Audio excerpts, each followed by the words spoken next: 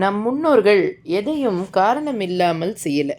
அவர்கள் வாழ்க்கை முறையில ஒவ்வொரு பழக்கத்துக்கும் ஒரு ஆழமான அறிவு இருக்கு. அதுல ஒரு சாதாரணமானது போல தோணும் விஷயம் பாயில் உறங்குவது. இன்று நம்மில் பலர் மெத்தை, குஷன், ஏசி ரூம் இதில தான் உறங்குறோம். ஆனா உடலுக்கு உண்மையில நல்லது எது தெரியுமா?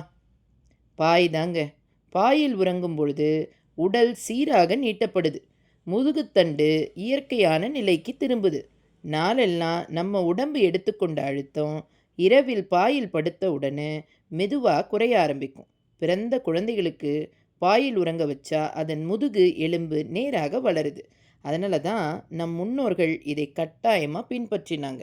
கர்ப்பிணி பெண்களுக்கு கூட பாயில் படுப்பது உடல் அமைப்பை சரி செய்ய உதவும். இதனால் சுகப்பிரசவம் எளிதாகும் என்று நம்பப்பட்டது.